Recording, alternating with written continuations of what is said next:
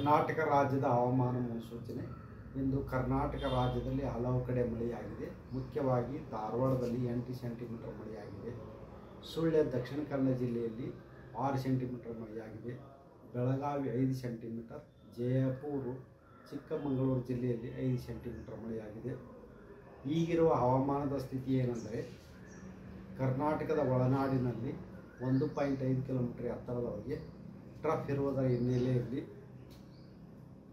ಕರ್ನಾಟಕ ರಾಜ್ಯದ ಬಹುತೇಕ ಎಲ್ಲ ಜಿಲ್ಲೆಗಳಲ್ಲಿ ದಿನಾಂಕ 12ರಿಂದ 16ರವರೆಗೆ 5 ದಿನಗಳವರೆಗೆ ಹಗುರದಿಂದ ಸಾಧಾರಣವಾಗಿ ಗುಡುಗು, ಮಿಂಚು ಹಾಗೂ ಬಿರುಗಾಳಿ ಸಮೇತವಾಗಿ ಮಳೆಯಾಗುವ ಸಾಧ್ಯತೆ ಇದೆ.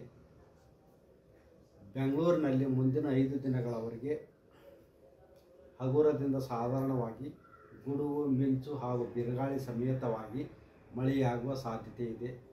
ಬೆಂಗಳೂರಿನಲ್ಲಿ ಗರಿಷ್ಠ ಉಷ್ಣಾಂಶ 33 ಡಿಗ್ರಿ ಸೆಂಟಿಗ್ರೇಡ್ ಹಾಗೂ ಕನಿಷ್ಠ ಉಷ್ಣಾಂಶ 22 ಡಿಗ್ರಿ ಸೆಂಟಿಗ್ರೇಡ್ ಇರುವ ಹೆಚ್ಚಿನ ಸಾಧ್ಯತೆ ಇದೆ.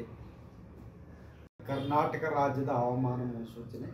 ಇಂದು ಕರ್ನಾಟಕ ರಾಜ್ಯದಲ್ಲಿ ಹಲವು ಕಡೆ ಮಳೆಯಾಗಿದೆ. ಮುಖ್ಯವಾಗಿ ಧಾರವಾಡದಲ್ಲಿ 8 ಸೆಂಟಿಮೀಟರ್ ಮಳೆಯಾಗಿದೆ. ಸುಳ್ಯ ದಕ್ಷಿಣ ಕನ್ನಡ ಜಿಲ್ಲೆಯಲ್ಲಿ 6 ಸೆಂಟಿಮೀಟರ್ ಮಳೆಯಾಗಿದೆ. ಬೆಳಗಾವಿ 5 ಸೆಂಟಿಮೀಟರ್, ಜಯಪುರ ಚಿಕ್ಕಮಗಳೂರು ಜಿಲ್ಲೆಯಲ್ಲಿ 5 ಸೆಂಟಿಮೀಟರ್ ಮಳೆಯಾಗಿದೆ. ಈಗಿರುವ ಹವಾಮಾನದ ಸ್ಥಿತಿ ಏನೆಂದರೆ, ಕರ್ನಾಟಕದ ಒಳನಾಡಿನಲ್ಲಿ 1.5 ಕಿಲೋಮೀಟರ್ ಎತ್ತರದವರೆಗೆ ಟ್ರಫ್ ಇರುವುದರ ಹಿನ್ನೆಲೆಯಲ್ಲಿ ಕರ್ನಾಟಕ ರಾಜ್ಯದ ಬಹುತೇಕ ಎಲ್ಲ ಜಿಲ್ಲೆಗಳಲ್ಲಿ ದಿನಾಂಕ 12ರಿಂದ 16ರವರೆಗೆ 5 ದಿನಗಳವರೆಗೆ ಹಗುರದಿಂದ ಸಾಧಾರಣವಾಗಿ ಗುಡುಗು, ಮಿಂಚು ಹಾಗೂ ಬಿರುಗಾಳಿ ಸಮೇತವಾಗಿ ಮಳೆಯಾಗುವ ಸಾಧ್ಯತೆ ಇದೆ. ಬೆಂಗಳೂರಿನಲ್ಲಿ ಮುಂದಿನ 5 ದಿನಗಳವರೆಗೆ ಹಗುರದಿಂದ ಸಾಧಾರಣವಾಗಿ ಗುಡುಗು, ಮಿಂಚು ಹಾಗೂ ಬಿರುಗಾಳಿ ಸಮೇತವಾಗಿ ಮಳೆಯಾಗುವ ಸಾಧ್ಯತೆ ಇದೆ.